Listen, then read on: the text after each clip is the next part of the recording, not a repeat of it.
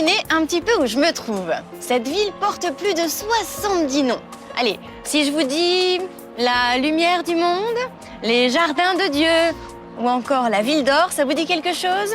Mais si cherchez encore un peu, c'est la seule ville du monde qui célèbre les 3 religions monothéistes. Alors, ça y est, vous avez trouvé? Eh oui, je me trouve à Jérusalem, la capitale d'Israël.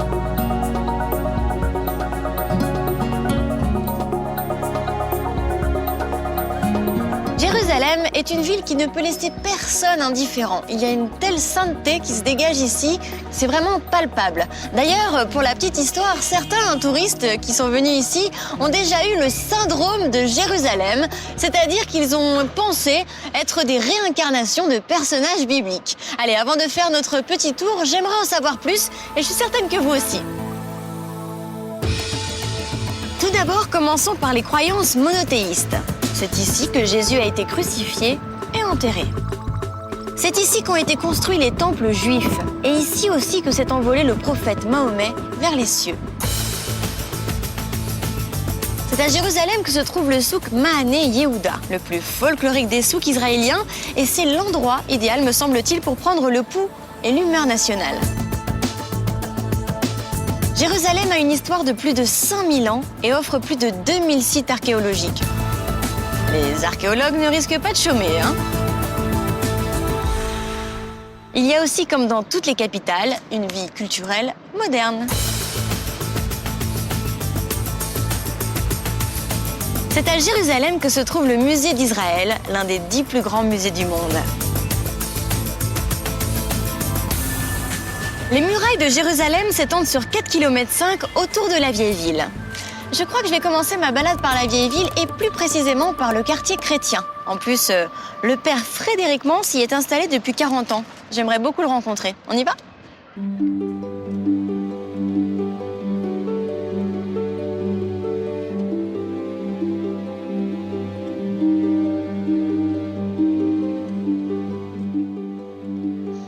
Bonjour Père Frédéric.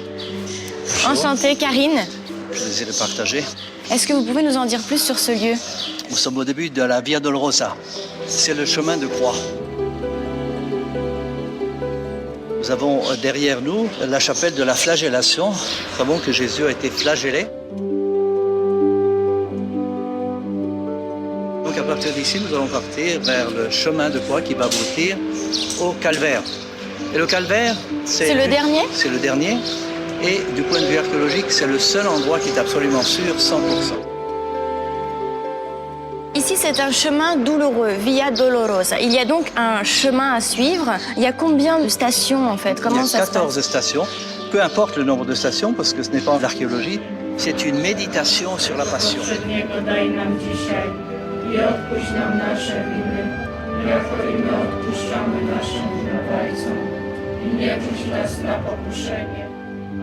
Les textes que nous méditons, c'est des textes de l'Ancien Testament. Le psaume 22, que Jésus a récité d'ailleurs quand il était en croix, « Mon Dieu, pourquoi m'as-tu abandonné ?» C'est le psaume d'un juste persécuté, qui se termine par un cri de confiance. Il remet son âme à Dieu. Le deuxième texte que nous méditons, c'est Isaïe 53, et c'est un des textes les plus difficiles de l'Ancien Testament. Un homme qui est persécuté, qui est conspué, qui est rejeté par son peuple. Et le texte se termine, grâce à ses souffrances, nous sommes guéris. Où est-ce que nous allons maintenant? À la deuxième station du chemin de croix. Et devant nous, la chapelle de la condamnation. C'est là qu'a eu lieu le procès romain de Jésus. C'est là qu'il a été chargé de la croix.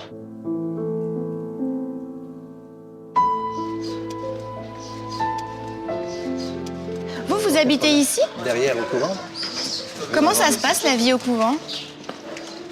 on étudie toute la journée. On a les cours, on a les classes, et puis les repas en commun. C'est assez strict comme règle de vie. Plus ou moins, oui. Mais c'est nous qui choisissons. Vous avez choisi à quel âge, vous? À 18 ans. C'était devenu une évidence pour vous? Ben oui, chacun a fait ses choix. Hein. Ici, vous avez la 4e station du chemin de croix, Jésus qui rencontre sa mère. Vous pouvez imaginer la douleur d'une maman qui voit son fils injuste condamné. C'est là qu'elle pleure? Elle pleure, oui. C'est très important de rappeler la place des femmes dans le chemin de croix. Les hommes se sont sauvés, les disciples de Jésus sont tous sauvés. Tandis que les femmes étaient là pendant le procès et elles étaient là le long du chemin de croix. On dit souvent que les hommes sont un peu plus lâches que les femmes. C'est possible, je n'en sais rien. On a passé la 5e station, Simon de Cyrène qui aide Jésus à porter sa croix. Et on arrive à la 6e, c'est Véronique, une femme qui essuie le visage de Jésus. Une femme courageuse. On arrive à la 7e station, Jésus qui tombe pour la 2e fois, on imagine facilement. Même si Simon de Cyrène donnait un coup de main à porter la croix, c'est pas évident.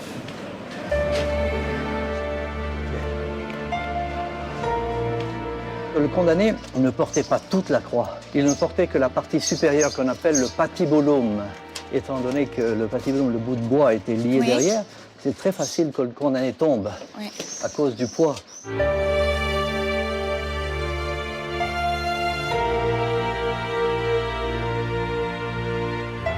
Dans la main, vous avez la Bible? La Bible, exactement. Vous l'avez toujours avec vous? Pratiquement, oui. C'est ma fiancée. Vous la prêtez pas? Ben, fiancée, ça se prête pas. Ce qui est incroyable, finalement, c'est que ce chemin douloureux soit aujourd'hui en plein milieu d'un cadre de vie si intense, finalement. La vie continue toujours.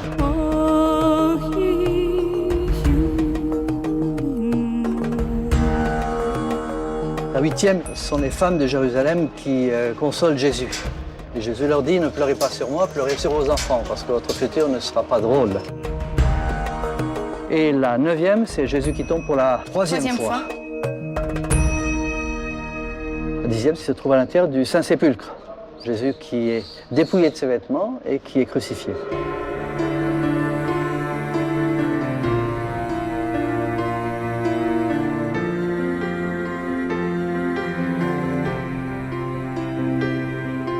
Nous sommes arrivés au Saint-Sépulcre.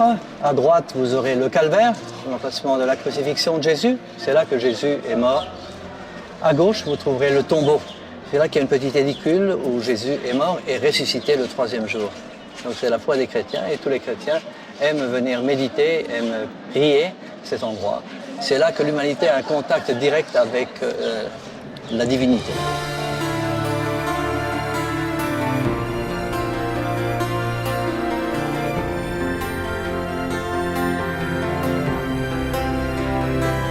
Et c'est pour ça que les prières adressées ici ont une importance tout à fait spéciale.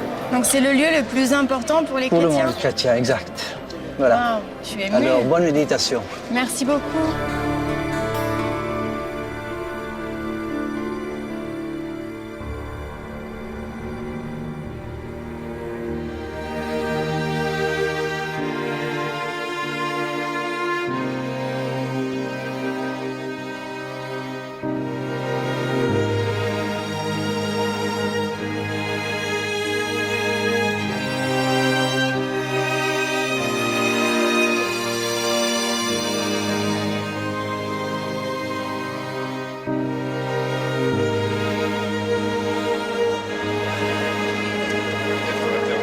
C'est ici qu'il a été enterré et les gens viennent du monde entier pour entrer.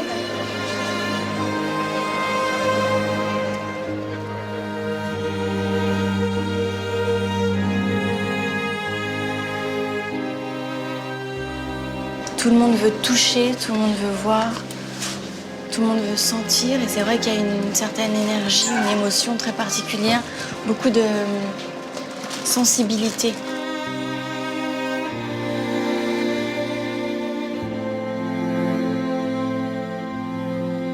Alors là, c'est vraiment le lieu le plus important. C'est ici que le Christ est enterré.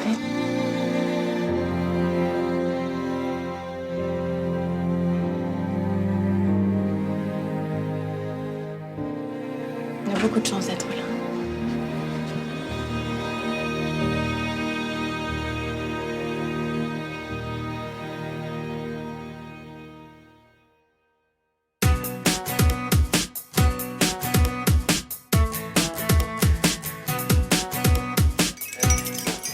Je me trouve dans l'un des plus vieux souks du monde qui se situe au croisement des 4 quartiers de la vieille ville. Alors il faut savoir qu'ici, auparavant, les marchands venaient déjà du temps de Jésus vendre leurs marchandises. Aujourd'hui, c'est devenu un site très touristique. D'ailleurs, petite visite.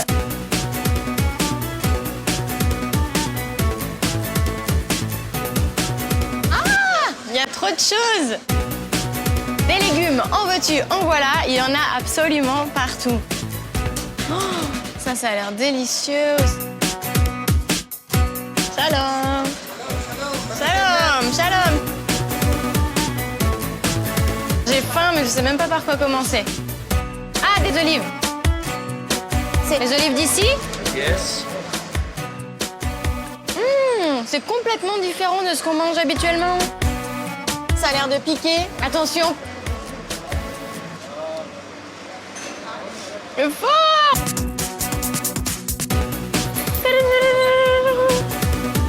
Il y a du monde partout! Oh, j'adore. Là, c'est vraiment oriental.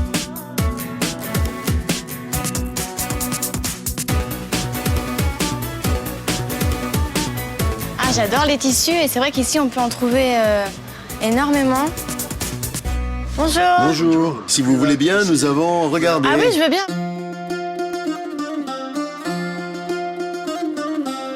Tous les matériaux sont des matériaux naturels. Ça vient de la soie pour des robes spéciales. J'apporte de vrais tissus orientaux anciens. Mais comment vous les trouvez, ces tissus? Je suis issu de la 3e génération de fabricants. J'ai appris mon travail de mon grand-père et de mon père. Quand ils se rendaient à Damas ou au Maroc, ils me prenaient avec eux pour choisir les matériaux. Vous pouvez m'en montrer d'autres? Bien, ce matériau est fait à partir de tissage à la main. C'est de la pure soie avec du fil d'or de 14 carats. On a besoin de 40 jours pour coudre jusqu'à 10 mètres. Vous vous rendez compte le nombre d'heures de travail pour faire ce tissu? C'est absolument incroyable. Ce dessin est appelé 1090 nuits. Tout fait avec les mains. Tout est tissé à la main, avec mon propre métier à tisser.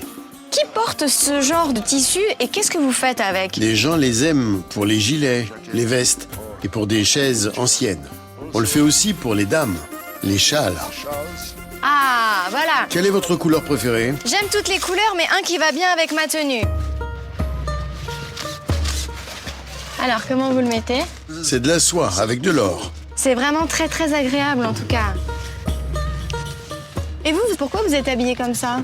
Jérusalem est une vieille ville. Je porte ça pour montrer aux gens comment était la ville autrefois.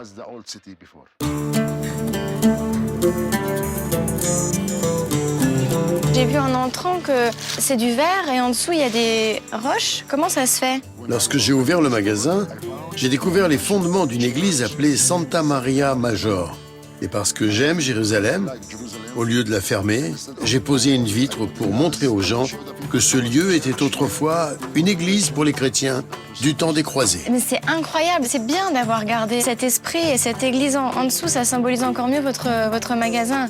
Jérusalem fait partie de la Terre Sainte. Il faut donc faire attention à ce qui a existé et le conserver. Tant pour les juifs, pour les chrétiens et pour les musulmans. Merci beaucoup de m'avoir reçu ici. Thank J'espère you. que vous avez apprécié.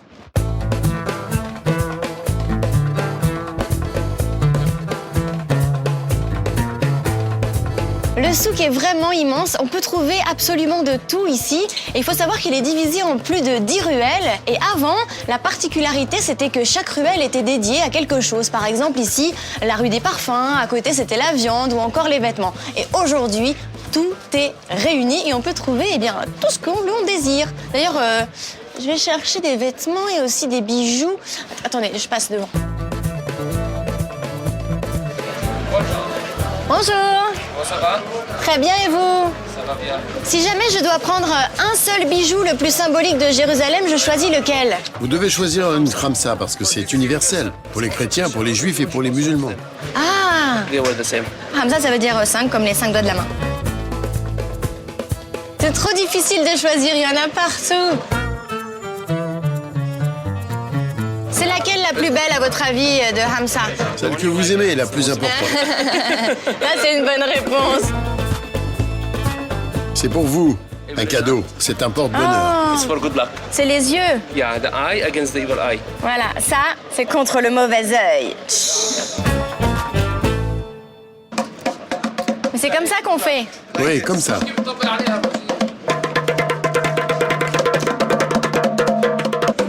Waouh, bravo! Bravo. Bravo. Mais où est-ce qu'ils mettent ça, dans les entrées? Comme ça, quand ils ouvrent la porte, vous pouvez voir qu'il y a des personnes qui vont et viennent. Ah, c'est comme une sonnette, vous savez si quelqu'un entre.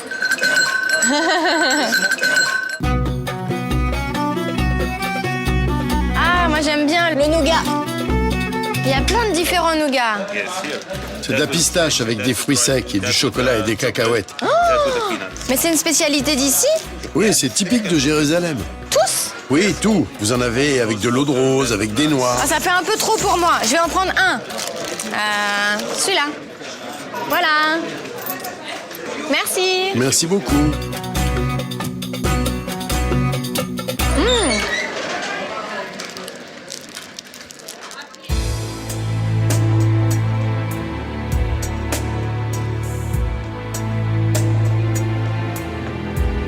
Le mur des Lamentations se trouve sur la partie occidentale du mont du Temple, qui est le lieu le plus sacré du judaïsme.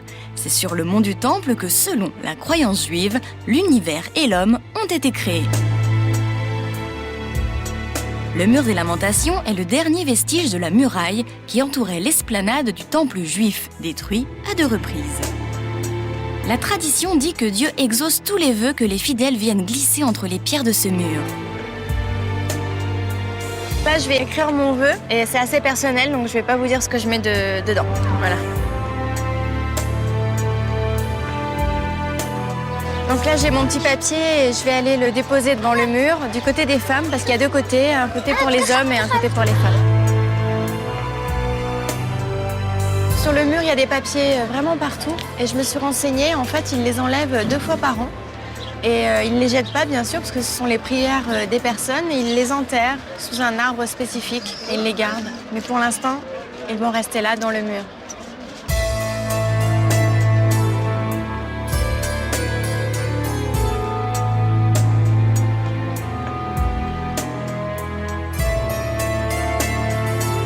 Pour ne pas manquer de respect, ici, il faut toujours être face au mur et ne jamais lui tourner le dos. Donc tout le monde repart en reculant.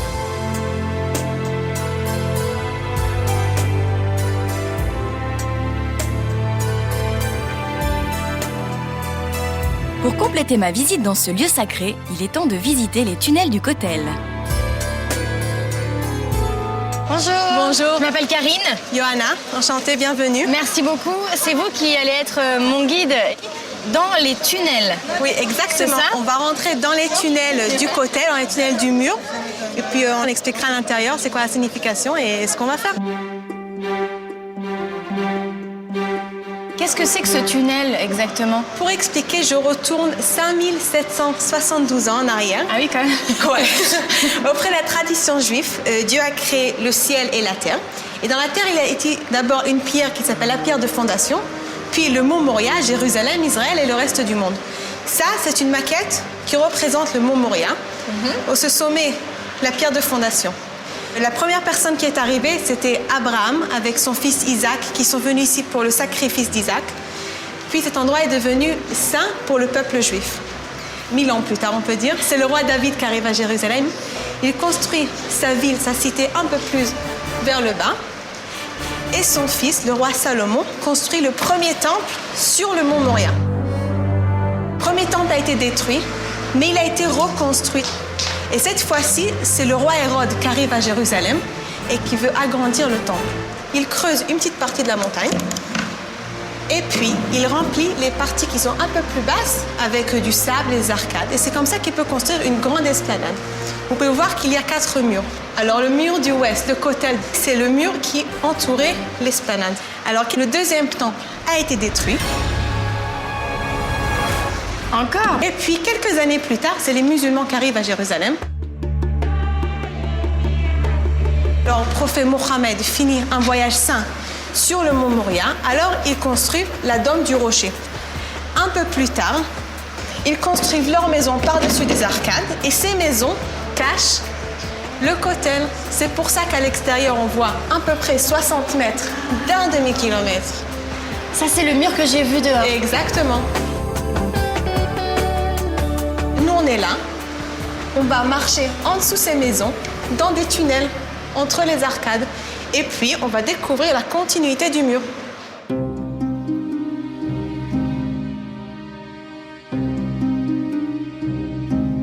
Vous pouvez voir les arcades qui maintiennent la ville au-dessus de nous. C'est immense. J'ai du mal à croire qu'on soit sous la ville. Et puis là, comme vous voyez, on retrouve le mur des lamentations, le Kotel. Qu'est-ce qui est tellement spécial dans ce mur? Pourquoi les gens viennent du monde entier? Eh bien, j'aimerais bien le savoir. Alors, premièrement, c'est un mur qui date d'il y a 2000 ans, de la période du deuxième temple. Et puis, vous pouvez voir que chaque pierre a un cadre assez spécial pour glorifier le mur, parce qu'il voulait montrer que ce qui se trouve de l'autre côté du mur, le temple, avait une signification importante. Et en plus, qu'il se trouve ici, la pierre la 3e plus grande au monde. Je vais avoir besoin de votre aide pour nous la montrer. Je vais vous envoyer vers là-bas si c'est possible. Encore quelques pas. Voilà, c'est bon. Entre vous et moi, tout ça, c'est une seule pierre. Waouh! 13 mètres et demi de longueur, à peu près 3 mètres et demi de hauteur et 4 mètres et demi de profondeur. Vous avez une idée combien il pèse une pierre comme ça? Non. Trop lourd. Trop lourd, exactement. C'est presque 600 tonnes. Une seule pierre qui a été construite il y a 2000 ans. Et puis imaginez que c'est le 13e niveau du mur. On a encore 12 niveaux en dessous nous qui sont cachés par le parterre et les fouilles. Et après, ça monte jusqu'en Et après, ça monte jusqu'en haut. On a encore à peu près 40 mètres de hauteur. Les fouilles continuent aujourd'hui? Il y a des fouilles qui continuent parce que d'abord, ils doivent maintenir ces pierres. Et quand ils enlèvent du sable, par exemple, alors ils trouvent des fouilles. Ils trouvent des nouvelles pierres ou des petits morceaux de poterie. Et puis, c'est des trouves qui se trouvent ici presque tous les jours.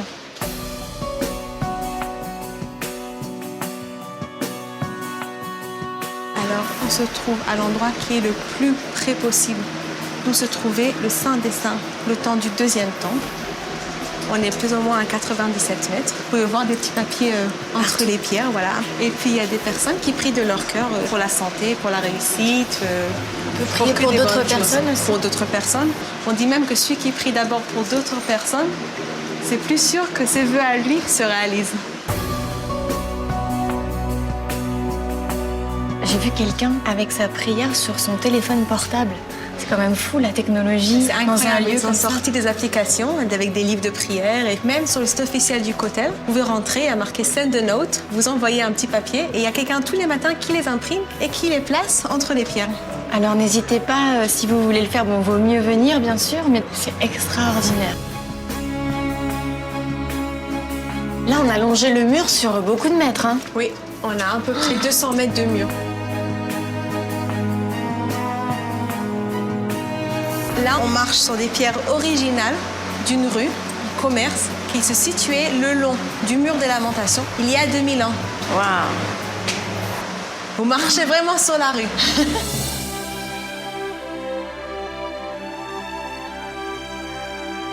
Comment finalement ils ont trouvé ces tunnels? C'était un archéologue anglais qui s'appelait Charles Warren il y a à peu près 150 ans. Il s'est dit que c'était sûr qu'il y avait quelque chose qui se cachait près de ce mur. Il a commencé à creuser, il creusait la nuit. Et puis imaginez tous les tunnels pleins d'eau, pleins de sable, il flottait sur un petit morceau de bois. Il commençait à chercher avec une petite bougie. Il a laissé un journal incroyable avec des dessins magnifiques. En 1967-68, ils ont commencé à recreuser. Et puis voilà, et jusqu'à aujourd'hui, il y a du travail, comme vous voyez. Oui, énormément.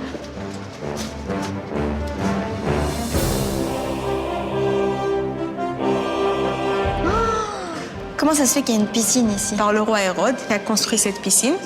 Et quelques années plus tard, après la destruction du deuxième temple, c'est le César Adrien qui a couvert la piscine pour pouvoir construire une grande esplanade au-dessus de nous. Ce César, il ne permettait plus aux Juifs de rentrer à Jérusalem. Mais aujourd'hui, comme vous avez vu, Jérusalem, c'est un endroit qui réunit tout le monde. Oui. Et c'est là qu'on fait notre visite aujourd'hui. Oh, c'était une belle visite avec une belle surprise de fin.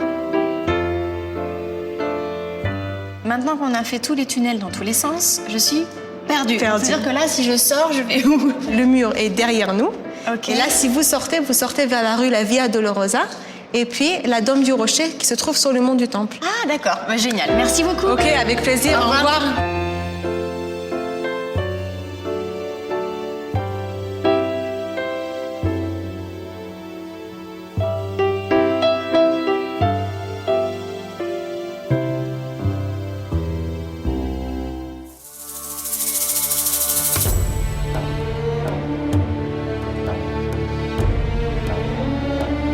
Le dôme du Rocher est le 3e lieu saint de l'islam après la Mecque et Médine. C'est le plus vieux site musulman du monde ayant été conservé dans sa forme originelle. Son architecture est remarquable. Pour recouvrir la coupole, il a fallu pas moins de 150 kilos d'or pur. Selon la croyance musulmane, c'est d'ici que s'est envolé Mahomet pour son voyage nocturne. Près du dôme du Rocher se trouve la mosquée Al-Aqsa, l'une des mosquées les plus importantes de l'islam et la plus grande de Jérusalem. Al-Aqsa veut dire la plus lointaine, donc la plus éloignée de la Mecque. Pour l'islam, elle représente la limite du monde sacré, au-delà de laquelle il n'y a plus d'autres sites de pèlerinage.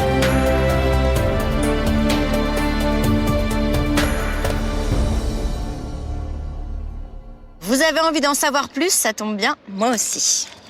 C'est comme citadelle de David. Le seul site fortifié romain à subsister à Jérusalem. Il est situé près de la porte de Jaffa, la porte principale de la ville censée protéger la muraille. À l'extérieur des murailles, à 5 minutes de la citadelle de David, se trouve la rue piétonne Mamilla. Un centre commercial à ciel ouvert qui mêle harmonieusement l'ancien et le nouveau.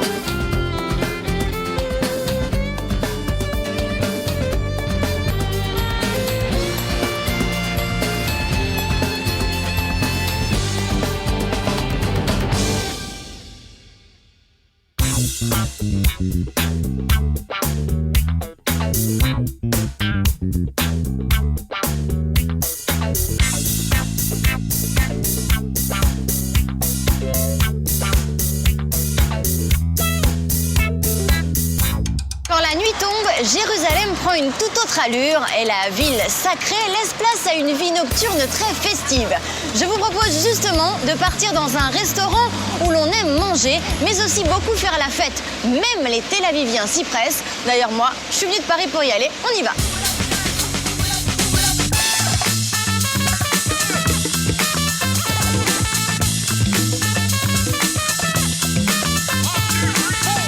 Waouh, c'est génial ici. Il y a beaucoup de bruit. Hello. Bonjour, Karine. Ouri, Karine. enchanté. Voici mon restaurant, il s'appelle Machane Yehuda. C'est un restaurant de marché à la base. Le marché de Jérusalem est juste de l'autre côté de la porte. Nous allons marcher tous les jours, nous changeons le menu tous les jours. Ainsi, tout est toujours très frais, le goût est différent. Comment vous est venue l'idée de créer un restaurant comme celui-ci? À la base, nous sommes 3 chefs. On travaille ensemble et nous rêvions d'ouvrir un lieu un peu fou avec de la nourriture appétissante et une atmosphère différente. Et nous avons compris que nous voulions quelque chose à côté du marché. Donc tous les ingrédients sont frais. Et voici la seule cuisine. Et il n'y a pas de cuisine de préparation, pas de sous-sol caché. C'est très différent de l'Europe. Non, les chefs sont derrière et là on est au cœur de la cuisine. Ici, nous nous concentrons sur l'expérience et l'art de manger israélien. Ce n'est pas seulement le lieu, c'est le bruit et les discussions avec les serveurs ou avec les gens de la table d'à côté qui sont sympathiques. Est-ce que je peux essayer de sonner la cloche? Oui, bien sûr, allez-y. T'es prêt? Je peux venir, moi? Oui, oui. Allez, dites shalom. Bonjour. Karine, prends un tablier, chérie. Waouh! Comme ça. Je vais aller à la plaque pour préparer un poisson. Je vais en faire un et vous répéterez après moi. Ok. On prend le yaourt. On prend du pesto. On prend du citron. On apprend sur le tas, hein. Moi je vous dis, c'est pas gagné, hein. Et de la harissa. Comme ça. On dirait une peinture. C'est de l'art très simple, l'art du marché et de l'estomac. Ok. On ne fait jamais confiance à un cuisinier tout maigre. On a terminé. C'est très Jérusalem. Beaucoup de fraîcheur, beaucoup de saveur, beaucoup de couleurs. On dit Shulchan Tesha. Shulchan Tesha. Yalla.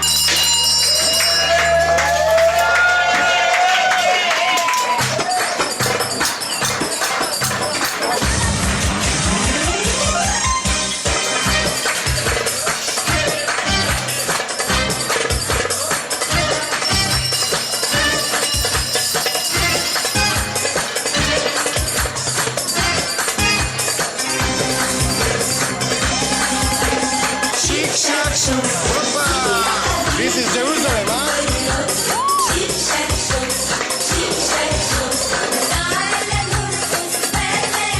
De la polenta avec des asperges. C'est bon. Il y a quoi dedans? C'est de la polenta avec des champignons, des asperges, de l'huile, de truffes, du parmesan. C'est vraiment de la gastronomie, c'est super bon. Oui, c'est Écoutez, écoutez. Allez, tapez dans vos mains.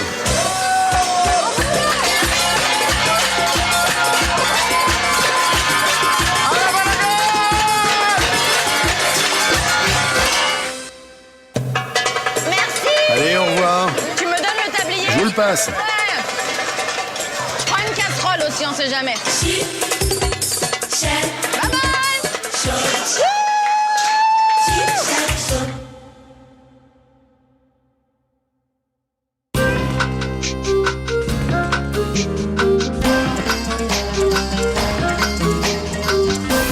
Le jour se lève ici et comme vous pouvez le remarquer, il y a déjà énormément de mouvements. Je me trouve dans le souk de Marnay, Yehuda. Alors ici, ça bouge dans tous les sens et j'ai rendez-vous avec quelqu'un de très particulier. Alors non, ce n'est pas un historien, ce n'est pas un religieux, ce n'est pas un archéologue, mais bel et bien un rappeur qui m'a donné rendez-vous dans un lieu très spécial pour lui. On y va.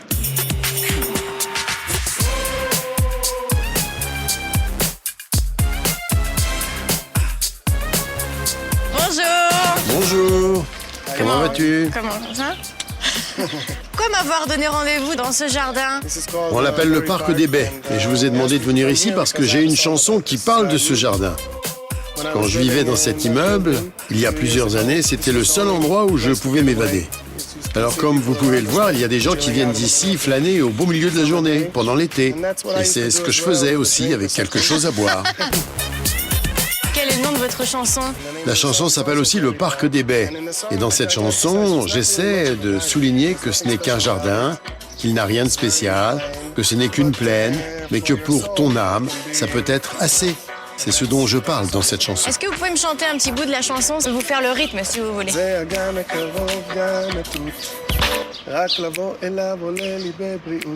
Briout. À toutes. Ok, on va s'arrêter là. Mais vous avez un avenir, hein, vous avez un avenir. Comment ça se fait que vous habitez ici? Je pensais que vous habiteriez plutôt à Tel Aviv en tant qu'artiste. Tel Aviv est effectivement la ville où je devrais habiter. Mais je viens de Jérusalem et j'y ai grandi. Je m'y sens donc très bien et vous devez aussi comprendre. Jérusalem est une ville très diversifiée. Il y a des chrétiens, des musulmans, des juifs. Tel Aviv est plus homogène. Vous avez fait une chanson sur Tel Aviv et Jérusalem, non? Nous avons écrit une chanson pour une personne de Jérusalem qui s'installe à Tel Aviv, puis qui revient et qui ne sait pas vraiment où elle devrait habiter. Alors où? Je sais où je dois vivre.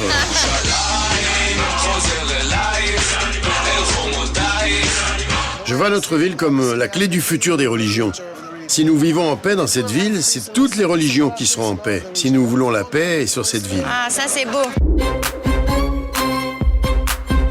Là, c'est un grand marché. Si on a besoin de quoi que ce soit, on vient ici, on le trouve. C'est marrant parce qu'il y a un coiffeur ici. C'est mon coiffeur. Salut, comment ça va? Bien, bien. Salut! C'est Karine. Ah, Karine! Enchanté. Je voudrais faire ma barbe, ok? Ah, qu'est-ce que je vois? T'es resté comme ça avec tes cheveux? Non, je dois me raccourcir les cheveux. Un peu, hein? Allez, bon, je Moi, reviendrai. Je repasserai quand ça aura poussé, hein? Bye bye! Au revoir. En fait, ce qui m'étonne ici, c'est un mélange de moderne et d'ancien. Quand je suis arrivé ici en 1995, il n'y avait rien de moderne. Et c'est vrai que tout s'est modernisé lors de ces 10 dernières années. Et là, on est juste à côté du meilleur café du marché. Ça s'appelle le café Mizrahi. C'est le vôtre? Non, c'est celui de mon associé. Mais il J'ai a un bar. café ici, il nous l'a pas J'ai un encore dit, bar. mais j'espère bien qu'on va y aller, hein. Bonjour, 2 cafés s'il vous plaît. Tout le monde boit beaucoup de café ici. On est très pressés. L'Echaim. Chaim. Il est vraiment fort, c'est un très bon café. Tu sais, je parle un peu français. Vas-y. Allez les Bleus, allez Zidane, allez. Allez, Marcel!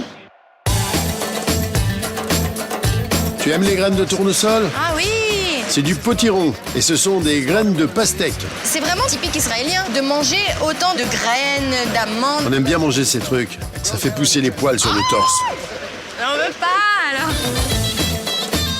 Et il y a beaucoup de fruits secs. Ah, c'est quoi? C'est de la mangue citronnée. C'est bon. Ah, et du pain. En arabe, on appelle ça karkenkout, le pain de Jérusalem. Le pain typique de Jérusalem. Oui, Mais pourquoi? c'est de Jérusalem. C'est ici depuis 40 ans. Donc je vais en prendre un. À votre santé. Merci. Bye bye. J'aimerais bien acheter de la menthe. Comment ça se dit? Nana. Nana. C'est très drôle parce que nana, en français, ça veut dire une jeune fille. Ah oui? Alors on peut acheter des nanas. Tu peux avoir la nana, mais la menthe, pas la figue. Donne-nous de la menthe. On sent que c'est frais. Tout est frais là. Vraiment, c'est le bonheur. Ça vient de la terre. Oui, juste comme il faut. Bye. Comme beaucoup d'Israéliens, je n'ai pas de bonne manière et je ne t'ai pas merci, proposé de tenir il est ton sac. gentil. Le plaisir est pour moi. Tu aurais dû me frapper. Bon alors maintenant, attention, il va nous faire enfin découvrir son bar. C'est mon bar, oui. Oh, il s'appelle Casino de Paris, c'est génial. On y va. Casino de Paris. Pourquoi avoir choisi un nom français? Dans les années 30, il y avait un bar anglais ici qui s'appelait Casino de Paris. Shalom. C'est dit, c'est un spécialiste des cocktails. Notre marché est divisé en plusieurs sections. Il y a le marché irakien, le marché géorgien. On les a appelés comme ça selon les pays ou les marchands qui ont travaillé dans le passé. Ce n'est plus comme ça aujourd'hui, mais les noms sont restés. Et cette partie, c'est le marché géorgien. Et nous avons un cocktail qu'on a appelé le marché géorgien, en l'honneur de cette partie du marché. Ah, c'est cool, bah, je veux bien goûter. Alors, qui le fait, le cocktail? C'est Yankee, je pense, c'est Yankee. Yankee. Alors, on veut un cocktail avec de la menthe et du citron. Quel est le genre de personne qui vient dans ton bar? Ah, nous sommes ouverts à tout le monde, tous ceux qui veulent Tout le venir. monde se mixe. C'est un cocktail aussi de gens. Tout comme la façon dont les choses fonctionnent à l'extérieur. Tout comme Jérusalem. Et voilà. Merci. Ah, merci. L'Echaim. À votre santé. À la vôtre. Ah, bon travail, Yankee. Super.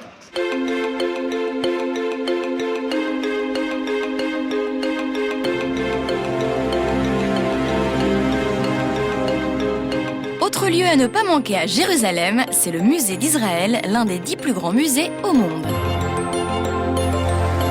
Ça y est, je me trouve dans le musée. J'ai rendez-vous avec Igal, un grand historien.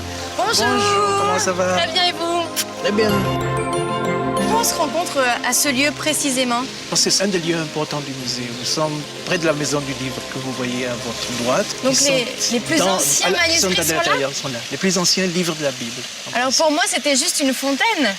La coupole que vous voyez, la coupole blanche, ressemble beaucoup à ce couvercle des réceptacles dans lesquels les rouleaux ont été gardés pendant 2000 ans dans des cavernes dans le désert de Judée. D'accord. Et en même temps, il y a le mur noir qui est à Oui, votre c'est droite. très bizarre là. C'est la désolation, c'est le fardeau que le peuple juif portait pendant des années à la diaspora. Et là, la coupole blanche, c'est un peu la Renaissance. C'est un peu la vie et la mort. Exactement. Alors déjà de l'extérieur, c'est splendide, mais moi j'aimerais bien aller à l'intérieur. On va à l'intérieur et vous allez voir la première œuvre d'art jamais faite. La première qui a été créée? La première. Allez.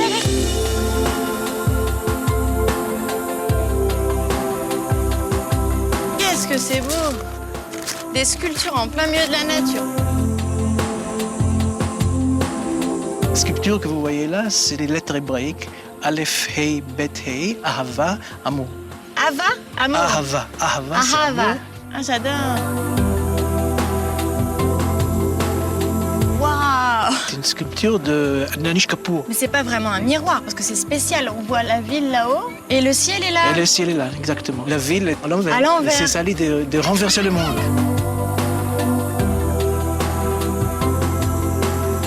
C'est un peu l'idée de Jérusalem. C'est excellent. Jérusalem qui est aux cieux.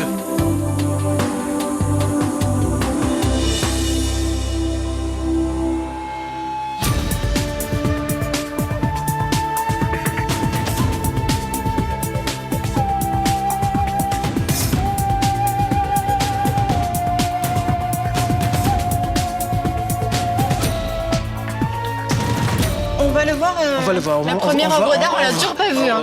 Exactement. Voilà. Je savais que vous allez faire ça.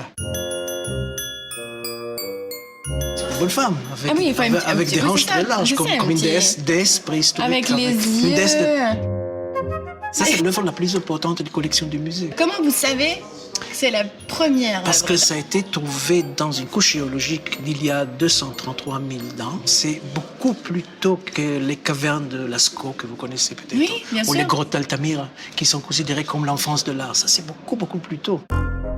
Je crois que c'était un homme qui l'a fait, était même pas comme nous. Waouh! Mais c'est la première manifestation de l'imagination humaine, parce qu'il a imaginé. Et c'est fait en quoi? C'est fait en pierre avec un couteau de pierre. Et maintenant, de la pièce la plus ancienne au musée, on va à l'art moderne israélien. Qui sera certainement plus grand. Plus grand, oui, c'est vrai. Allez, bye bye petite dame.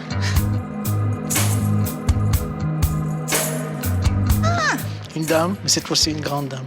Une dame dans les pastèques. C'est des pastèques qui flottent sur la mer Morte. La femme, c'est Sigalit Landau, une des plus jeunes artistes israéliens. L'œuvre, c'est une œuvre vidéo. Les pastèques et la femme sont dans l'eau. Ils sont dans Filmés. l'eau, ils flottent dans l'eau, ils sont filmés d'une caméra qui est à 60 mètres de haut. Et ça forme une spirale. Et la spirale, c'est un symbole de la vie. Et en même temps, la mer morte, il n'y a pas de vie, c'est une mer morte. Il n'y a que du sel.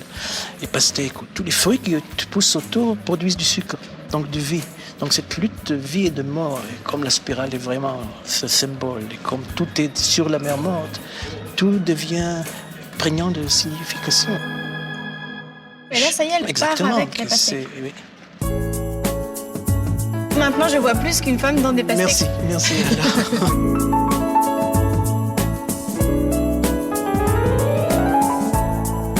Merci beaucoup, Igal, pour cette belle visite intéressante. Je vous embrasse fort. C'est un plaisir de vous avoir au musée.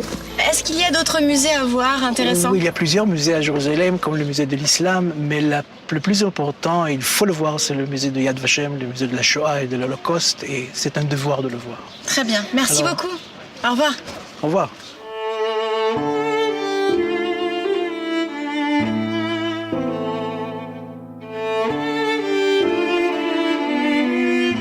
Yad Vashem est un mémorial édifié à la mémoire des 6 millions de Juifs exterminés pendant la Shoah et des Justes des Nations. ces hommes et femmes qui ont tout fait pour sauver des Juifs pendant la guerre.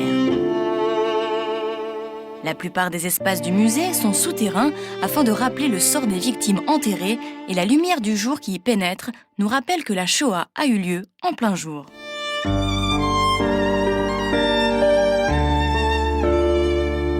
Au centre de la chambre de la mémoire brûle la flamme éternelle.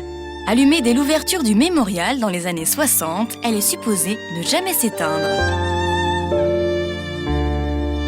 À Yad Vashem, on insiste sur la biographie des victimes à l'aide de documents, des faits personnels, de témoignages, de carnets intimes ou encore de lettres.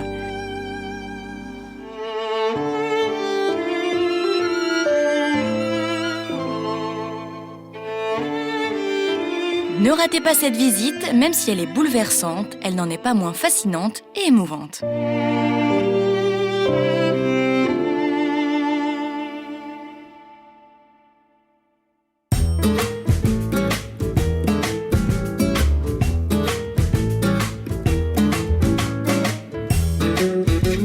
Je me trouve toujours à Jérusalem, mais cette fois dans le quartier d'Em Kerem. Vous allez voir qu'ici, c'est la perle de Jérusalem que j'ai décidé de visiter avec Ron Raviglio. Il habite ici depuis 40 ans et c'est un réalisateur de documentaires.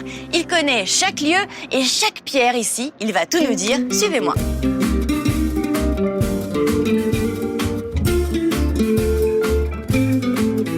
Bonjour. Karine, enchantée. C'est un lieu magnifique, n'est-ce pas? La vue est absolument incroyable. C'est le paysage agricole de Jérusalem. Regardez ces magnifiques terrasses. Beaucoup de vignes, en effet. Ein Kerem. Kerem, c'est vigne. D'accord. C'est dans la Bible déjà. On ne peut pas faire d'agriculture dans la montagne si on ne crée pas ce genre de terrasse. Et ces terrasses, c'est un travail fou. Ce n'est pas uniquement construire un mur, mais c'est construire le mur et ensuite soulever la terre d'en bas pour remplir la terrasse. Ils ont combien d'années? Elles ont été en fait créées déjà du temps de la Bible, à l'époque du premier temple, du second temple et à l'époque byzantine. Et dites-moi, pourquoi vous êtes installé ici précisément? Le paysage, il est magnifique. Ce n'est pas la ville, c'est un autre style de vie ici. Mais c'est aussi un lieu particulier pour les chrétiens? C'est un lieu particulier pour toutes les religions en fait. Pour les chrétiens, c'est un lieu doublement saint parce que en face là, au centre du village, il y a l'église de Saint Jean-Baptiste. C'est là où il est né.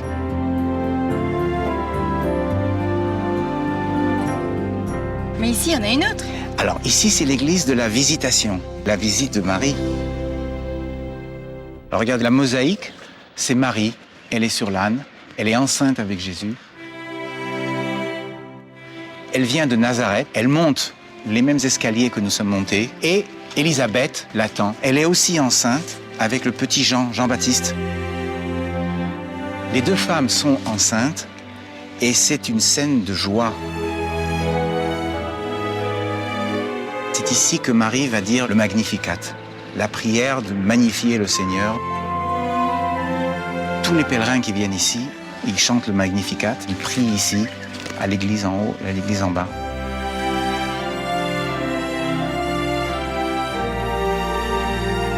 Alors là, qu'est-ce que c'est exactement? Là, c'est la prière du Magnificat, dans toutes les langues. Le français, il est où alors? Alors le français, il est là, le Magnificat.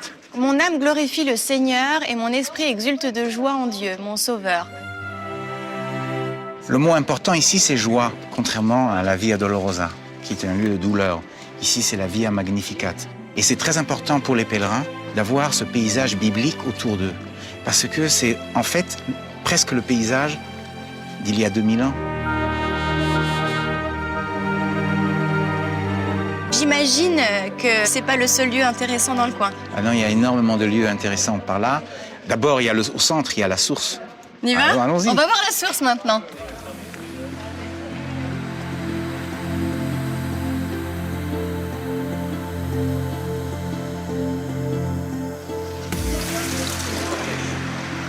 Ah, ça sent la fraîcheur. Eh oui, il y a de l'eau ici. C'est la raison d'être du village. Les gens se sont installés ici il y a 4000 ans, vu qu'il y a de l'eau. Les femmes venaient ici Laver leur le linge et tout ça, oui. Et au-dessus, il y a une mosquée qui a été construite fin 19e siècle. Là, une église, Ben oui, ici c'est un une village. mosquée. Il y a ici toutes les civilisations.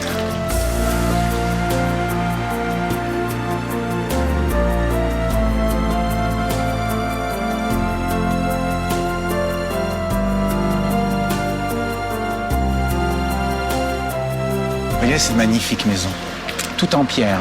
Ah, il y a une petite maison à vendre, hein. Je vais peut-être m'installer ici, on sait jamais.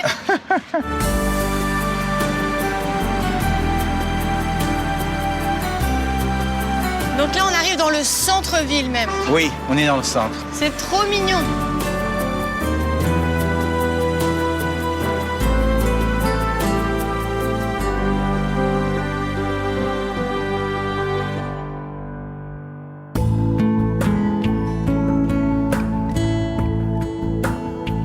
Ce village attire beaucoup d'artistes, la beauté du lieu.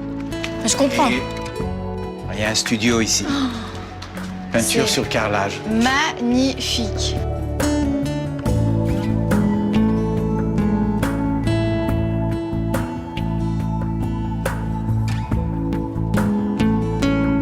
Bonjour. Enchantée, Karine. Rôti, Vous faites quoi exactement ici? je fais des carreaux peints à la main pour des cuisines, des salles de bain et aussi juste pour la décoration de beaucoup de choses Mais utiles. c'est un travail qui est particulier ici? C'est un travail... C'est très C'est très méditerranéen. Et bien sûr, je suis très inspirée et influencée par Jérusalem.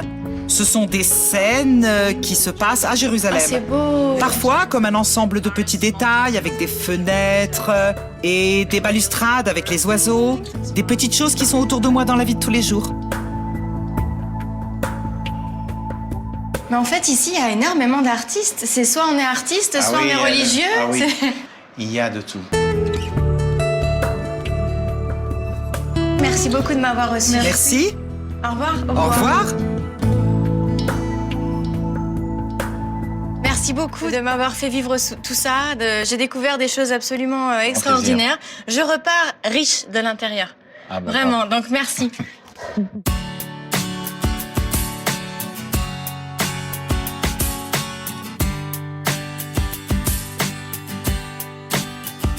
Ma visite à Jérusalem s'achève déjà. Je peux vous dire que j'ai vécu une aventure absolument fascinante et touchante à la fois.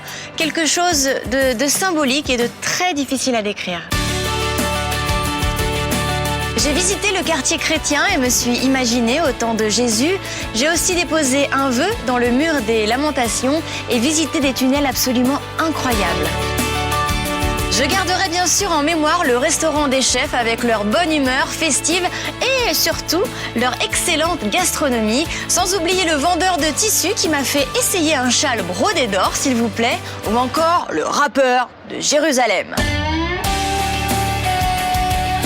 Je suis allée au musée d'Israël et j'ai eu la chance de découvrir la toute première œuvre d'art jamais réalisée. Un célèbre dicton local dit que 10 mesures de beauté sont descendues sur le monde, que Jérusalem en a pris 9 et que le reste du monde en a pris une. Je peux vous dire que j'ai beaucoup voyagé et que cette citation a beaucoup de vrai. À bientôt!